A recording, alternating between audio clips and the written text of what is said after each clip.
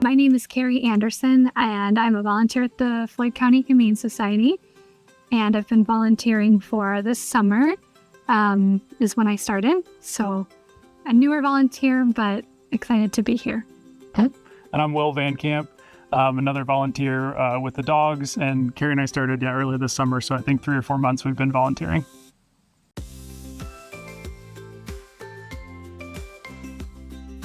We moved to the Floyd area about a year ago, and animal welfare has always been really important to us, and we've always volunteered as a couple at different humane societies, rescues where we lived, and we knew the Humane Society here had a great reputation, so we came for a visit and loved it and got started training, and we've really enjoyed it. Yes, I don't know if this is something that's important, probably not, but we actually met volunteering at an animal shelter in college, and that's how the first time we met each other. So animal welfare has been a part of our story since we've known each other, and we've always looked for organizations that honor and serve their pets and their animals to the best of their abilities, and the Humane Society really does that. No.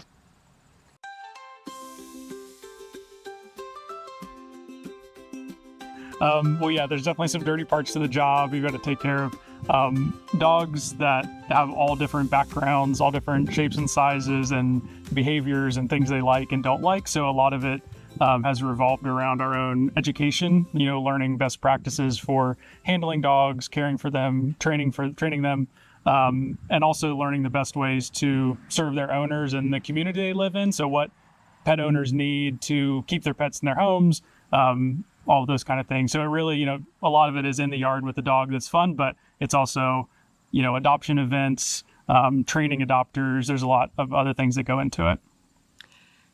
And I would add to that, just outside of, the daily task list of volunteering, which is, watering, feeding, playing with them, really thinking about the whole picture of loving the animal in need. And that goes beyond those everyday activities, but things like looking for their communication in ways that many people don't always look for them. So animals can't communicate with us or tell us what they need in the ways that we understand, but just advocating for them and being their voice when they need it most, I think, is a huge part about being being a volunteer, and supporting them and communicating the messages that they want for their lives. We've also done a lot of fostering of animals throughout our lives, and that's something the Humane Society does a great job of and has an awesome foster network, and it's something we always encourage people to look into. If maybe they're not ready to permanently adopt a pet, it's a great way to get involved and really change an animal's life. Yes, I'll add to that fostering pitch there, because fostering can really change an animal's life, even if it's just for a weekend or a day out. I think fostering is a huge way to volunteer, and a way that not many people think about, but is just as important as coming to play with the dogs or feed them here at the shelter. But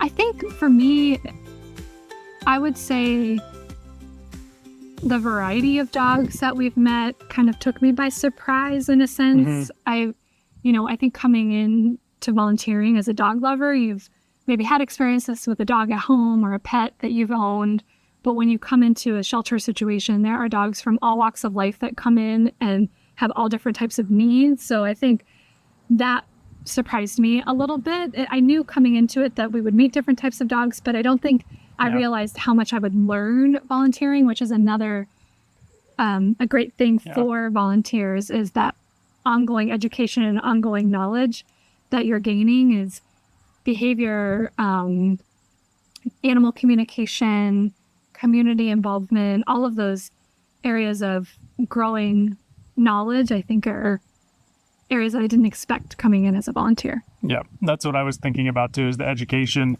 It's really humbling to work with dogs for a lot of different reasons, and you just have to keep learning, and not, you can't think you know everything about animal behavior or about every dog you meet. It's really about keeping an open mind and continuing to learn throughout the process.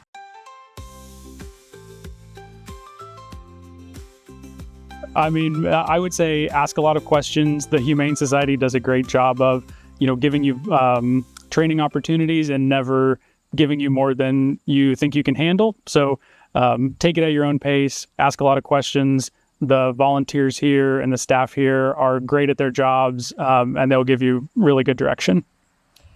Yes, I think asking questions, seeking information about animal behavior, animal communication is huge for new volunteers. I think learning about the involvement of the Humane Society, if you come to the Humane Society to volunteer or any type of organization, learning about their interaction with the community, their different programs they offer, because even since we've been here this summer, we still don't know everything that's offered to the community and the support of pets in our area. So learning about all of those aspects so that you can really find your niche and your niche and where you like to be volunteering.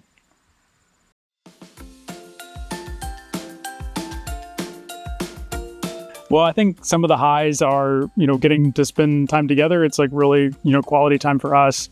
It connects us with people in the community we might not have met otherwise. Getting to see dogs that come in with, that have been neglected, that, don't have an owner, that are very afraid, and seeing them, rebound, flourish, and find a perfect family. Those are all, high highs and feel really amazing. There are also really sad things. You see dogs who are afraid and who have, been let down by their owners, and that can be really hard at times. But fortunately, you're in a place where you have an opportunity to help those dogs and give them a fresh start, which is great. Yeah, I was thinking all of those things, but I would say if I could give a concrete example, the highs are coming in and having the dogs give me kisses and love, especially after I've had a long day. That is just always a super high for me. And seeing them go wiggly into the car to drive to their forever home is a super high. Watching the transformation of them coming in a state that isn't as favorable to leaving a really happy little thing that's going on to a lovely life is a high. As far as lows go, there are times that are hard. Seeing animals suffer is always hard, and seeing animals scared or sad or fearful is hard. But I think those are always the opportunities that I feel like we can help in improving their lives and improving their well-being. So the lows automatically turn into a high.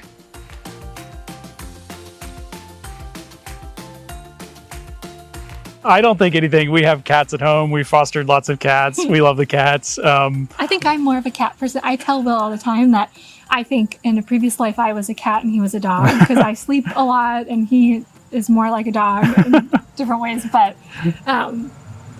even when we volunteered for the first time together at a shelter, I went to the cat condo and he went to the puppy playpen. So we were kind of split in that way. And we volunteer with the dogs now. I don't know why. It's a part of the shelter that we really love, and I've seen a lot of transformation. So, but I might be more of a cat person deep down, but because I can resonate with them. But yeah, I love dogs too. I think they both play a role. Yeah, absolutely. A yin and a yang in your life.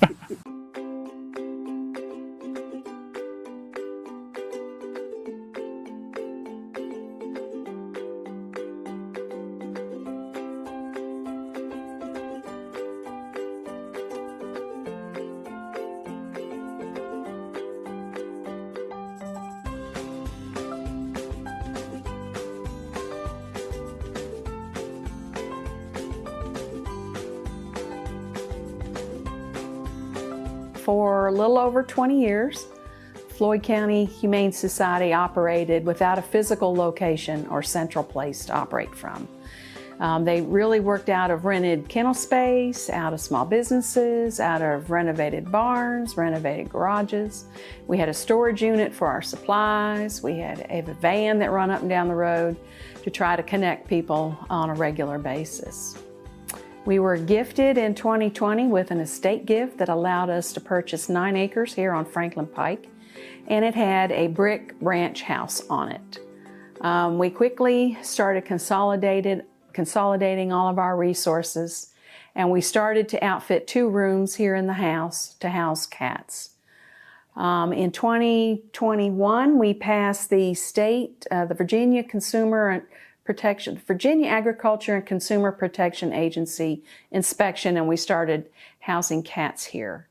It was shortly thereafter another donor stepped up and offered to help us with another need, which was trying to figure out how to kennel dogs.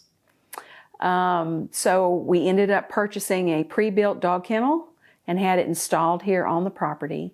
So we can house 4 dogs here, which is still below the need of the county.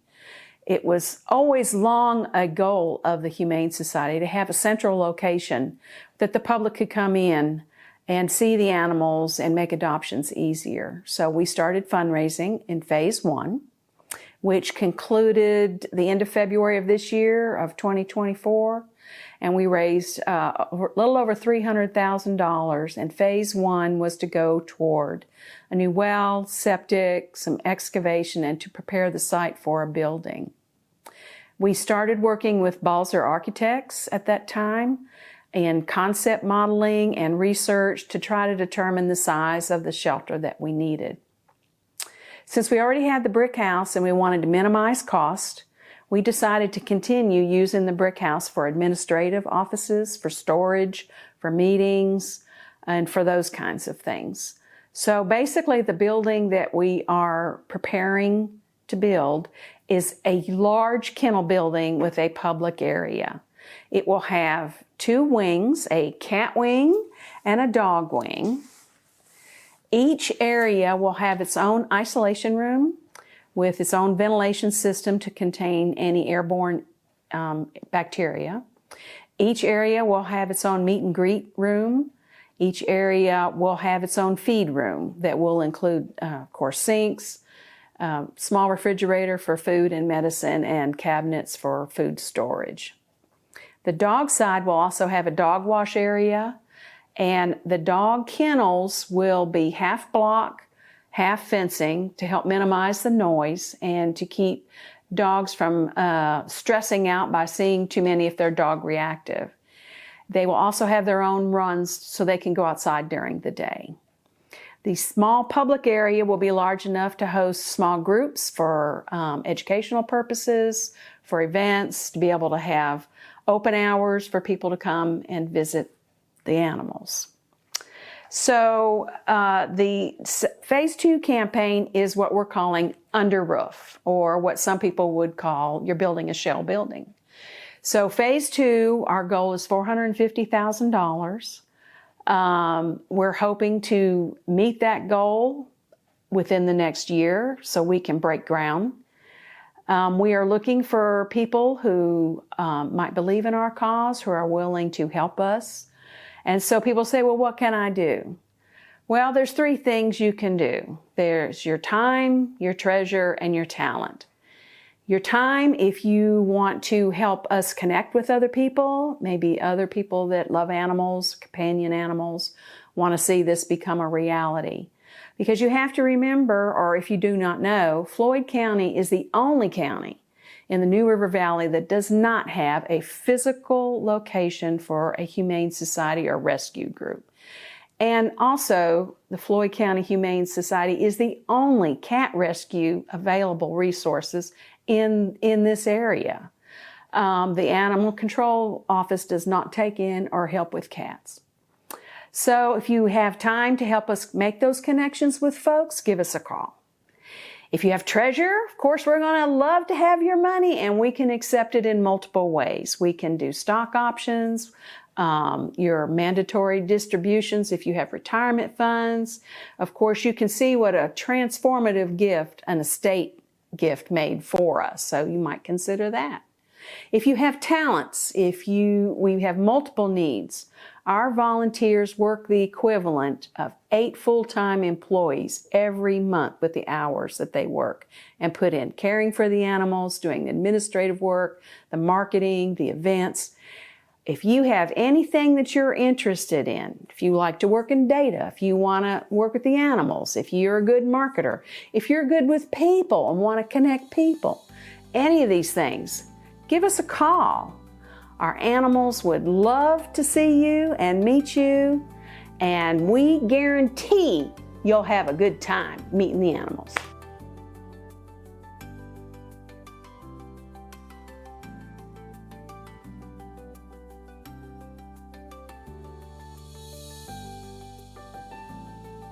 My name's Jessie Slusher. I've been volunteering for almost 2 years with the Humane Society. Initially started doing dogs and cats, and currently I just mostly help with the cats.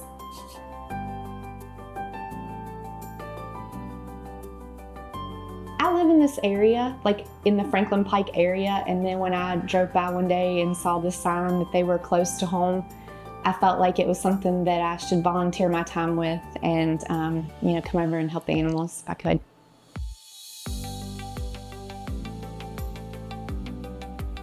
Well, being a pet owner myself, I knew that every day with pets is not always glamorous, and there's lots of different things you can clean up, and that tends to be the case here too.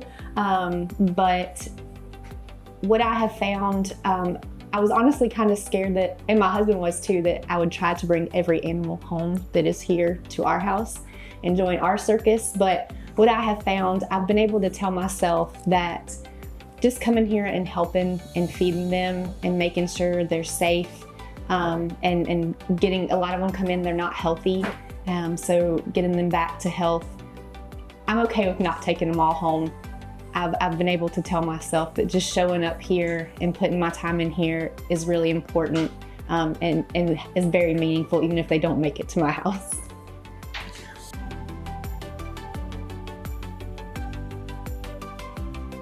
It is a lot of people putting in a lot of time. A lot of behind the scenes things are happening that I have learned over the last 2 years. People are, constantly in contact with vets, and making sure we have proper medications for the animals. There are people constantly communicating between the shifts to share anything that seems alarming about any of the animals. So there is far more discussion and things behind the scenes than I had ever imagined.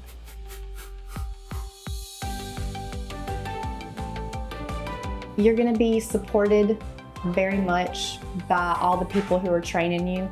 So just know that you can ask all the questions you need to ask, and nobody cares how many times you ask the same question.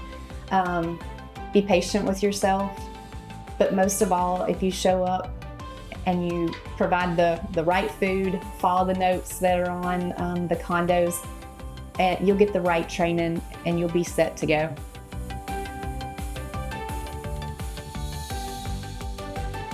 Let's see, when we have our cat open houses, it's bittersweet because you're super excited that the cats have found their new forever home.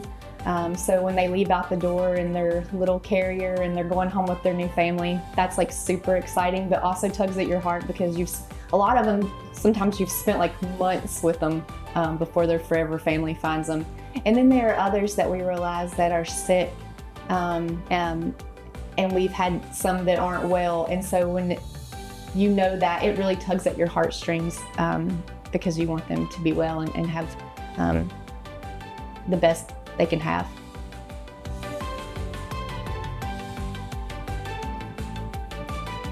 Honestly, I have 3 dogs at home and 1 cat. So I think maybe it's just I need a break from my dogs, so I just come to the cats. And really, it's not even that, but I think what drove me to become more on the cat side was we had a period where we didn't have a lot of volunteers for cats, but it seemed like we had much more volunteers for dogs. And it kind of ebbs and flows like that, I've noticed, but I kind of came to the cat side just because we really didn't have that many volunteers, and then I just kind of stayed here. Okay. This is definitely my first time volunteering with the Humane Society. It's been a great experience.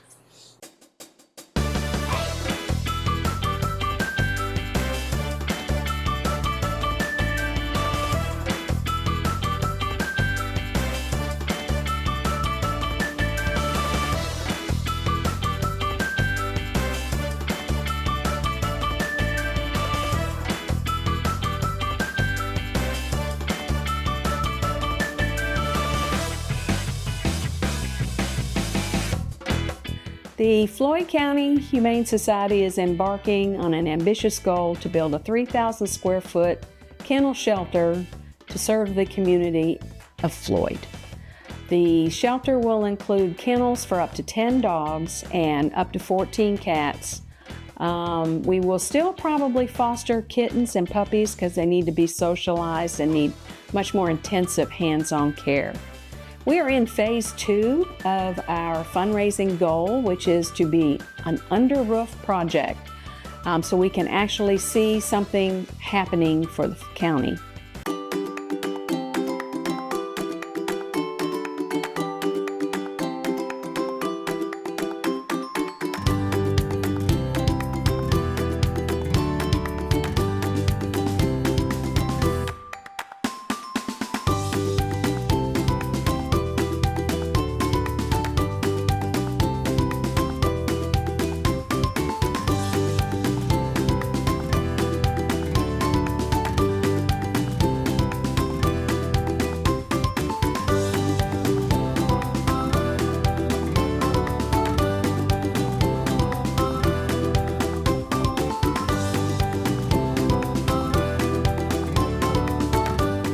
My name is Kirsten, and I'm a dog shelter volunteer. And my name's Kelly, and I'm a dog shelter volunteer and the secretary of the Humane Society.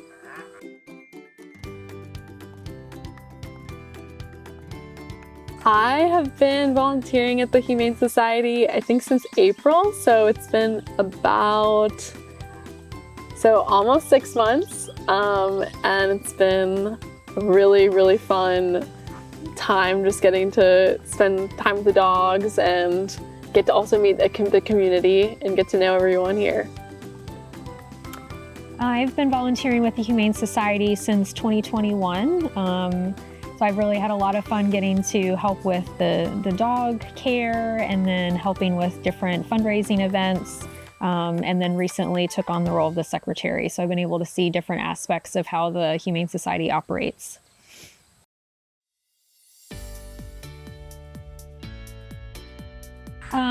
So as the secretary, I'm responsible for checking our emails, which can some days be quite a few. So I try to do that in the morning and in the evening after work, trying to direct things to the different areas. I help with coordinating a lot of the events that we have, as far as keeping track of which volunteers can attend and then sending reminders.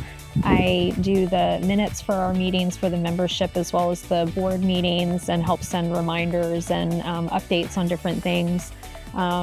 And then I also help with the dog care. I usually do like 1 or 2 shifts a week, helping with the kennel care.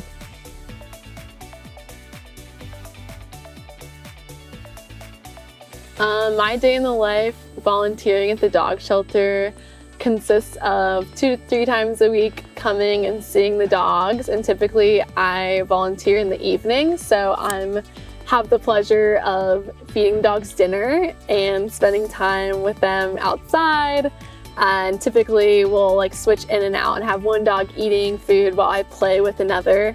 And so it's a lot of just like sitting and hanging out, getting to know the dogs, develop friendships with each of their unique individual personalities, and learning a lot. There's been a couple times where I've also had the chance to take one of the dogs to the vet, which has been super fun actually, getting to also meet other members of the community, like the vets in Floyd, and so they're really great. And so taking the dogs on little adventures as well is one of my favorite things, is getting to take some dogs like on a weekend, taking one to just like go on a hike or go on a walk has been super rewarding.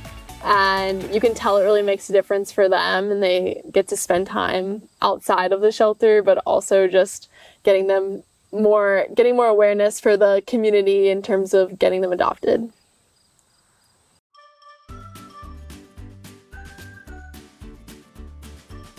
We keep track of our monthly hours, and based on all of that, we think it's about 8 full-time positions to do all the jobs that are required to take care of the animals and do fundraising and answer phone calls and all those things. So 8 40-hour-a-week employees. It's basically what the volunteers do.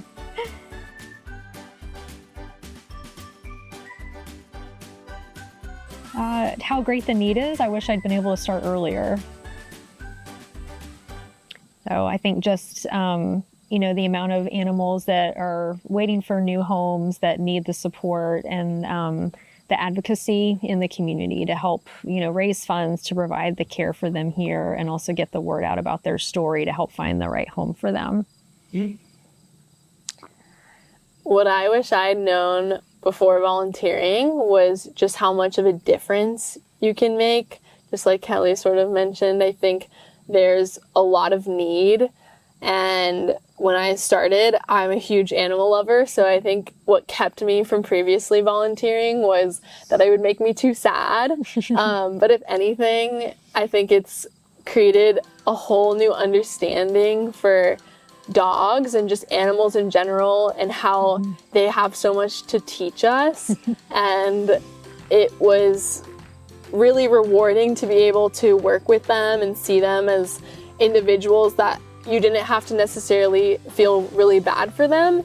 You could just be there for them and be able to help them and see like the little things that you were doing, like spending time with them during the day or taking them to the vet can have a huge difference on their well-being and also just on the community. So yeah, I wish I had known all that sooner so I could have joined sooner. I remember thinking the same thing, like, oh man, I wish I had come here earlier and done this sooner, because it's definitely not a sad job. It can definitely be a lot, but it's something that I'm so glad I do it, and it's something if I don't do it in a while, I miss it, and I wish I could see the dog. So it's something where you definitely grow attached to them and to the community.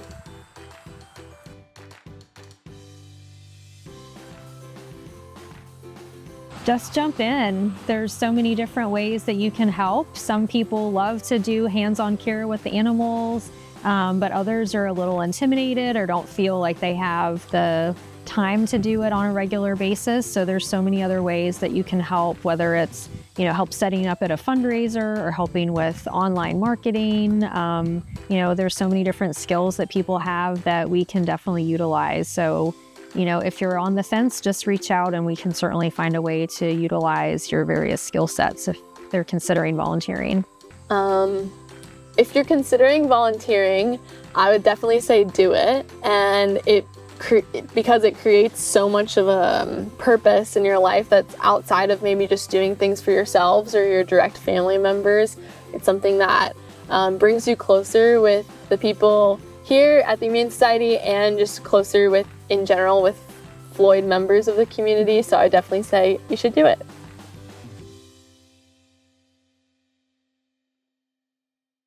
I'm pretty active, so I always love taking the dogs on walks and getting to throw the ball with them and, playing around and just having, a little bit of a higher level of interaction and engagement. I love cats too, but I have dogs at home and I just kind of gravitate towards them more here and feel a little bit more comfortable interacting with them. I am more of a dog person rather than a cat person because God made me one, being allergic to cats. As much as I love animals and I think I would love cats, dogs are also amazing and I think probably would love me more anyways too. So.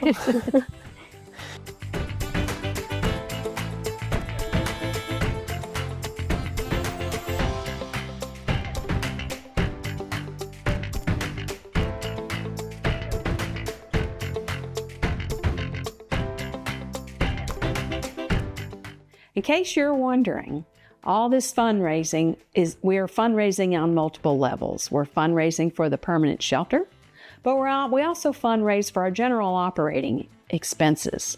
Many of you might have heard of our Paws Cause event, which we've had multiple years in a row. We've also had events down at the Buffalo Brewery. We've had events online, such as March Madness, where we have a competition to reach multiple levels. But several of these events do fund our daily operating expenses. We only have one part-time paid employee. The rest of this work is done 100% by volunteers. So when we did the analysis, up to 72% of every donated dollar goes toward the actual care of the animals in our custody.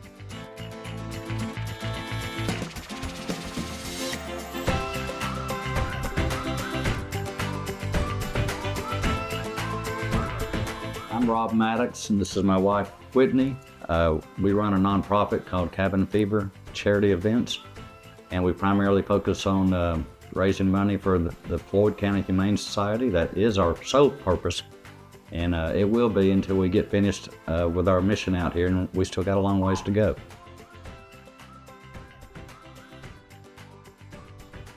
Well, just a brief history on Cabin Fever. Cabin Fever started in 2013 as a memorial picnic to a dear friend that we lost. And it started out small, without a real motivation or initiative to raise money for anything. And we had such a good time at the first event, we decided to start helping worthy causes, raising money in the way of bringing in live music.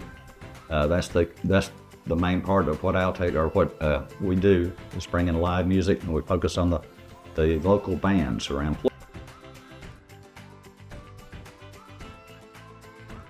We became first-hand rescues to help out with the Humane Society. We fostered several dogs before we became a foster failure, and she was the joy of our life, a little Cairn Terrier named Tori. So we got to see what it's like to bring a dog that's been in a bad situation and bring her to a family and watch her personality change and watch her happiness change, and we were just blessed to have her. So it's really rewarding to adopt a dog. There's nothing more rewarding. So if you can foster, if you can take them for a weekend, just do it. It's going to make your heart grow.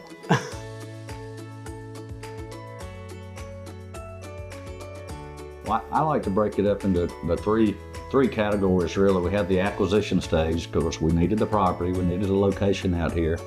Then to me, currently we're in the development stage. We're still developing, we're still making the area even nicer than it is.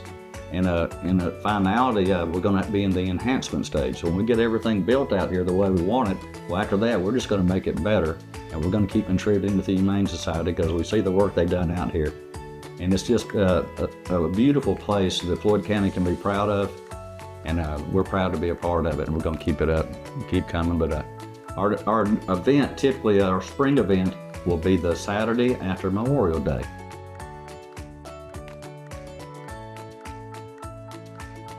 I love the space out here, the organization of the rooms. They just got a lot of space that they're putting to use, and got a lot of room to grow. This piece of property was just perfect for what we had in mind. The cat room is amazing. I mean, it's over the top. There's no smell. They have the special cages or the special filtration for their condos. It's just so clean, and they're so happy.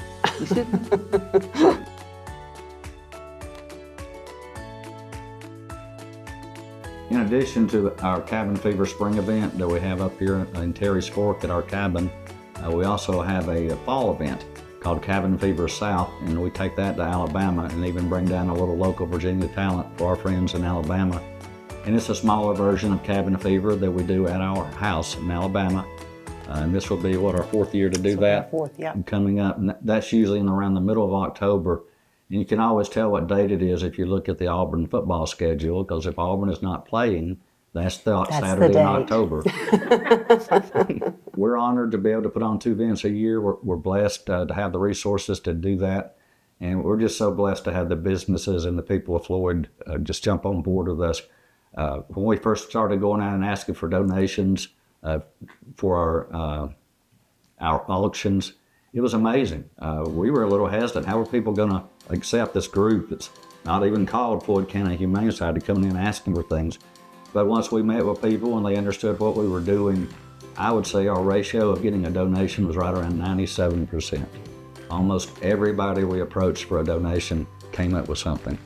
And that just helps us build every year. The more donations we get, the more items get sold at the auction, and everything that we collect at Cabin Fever, which I think this really separates us from a lot of nonprofits, but everything that comes in from merchandise sales, food sales, ticket sales, bands, but everything that comes in goes directly to the cause. We keep nothing, actually we add to it. So everything we bring in, every dollar you donate, every cent is going directly to the cause.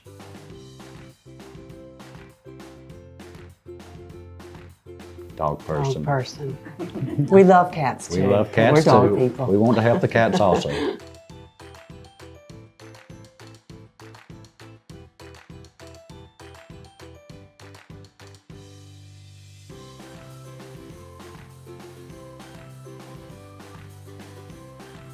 this is your main door coming in. So this is the public area, reception area. So when you come in, we've got the dogs and the cats separate so they don't get upset with each other. So main door coming into the cat area will be your meet and greet area if you've come to adopt. Then back here will be the kennels for the cats, cat feed room, and the isolation room right here. We're also going to have a not public entrance, but entrance for the workers so that they don't have to access the whole building if they come and need to do a shift. So the dog area will be on this side of the wing, and it will include, of course, a dog meet and greet area, plus our laundry mechanical room, because we're going to have a lot of washing and drying to do. And each one of our kennels will be a little larger. They'll be 5 by 9, which is pretty good size, and we tend to get large dogs. And then each one will have a guillotine door that opens up into their own dog run. So this will be roof. We'll have the dog feed room here. Here's the dog isolation room with a separate dog run because we have to isolate everything, including the outside run area. Then we have a dog wash area, and then some more kennels here here's your entrance for the workers if they're just coming in to do dogs. And this will be surrounded with large fence area so we can let dogs out of the kennels for walking and running. And then our property we try to keep some walking paths mode, so if you have a dog on a leash, you can walk up and down the paths. It's almost a half-a-mile loop.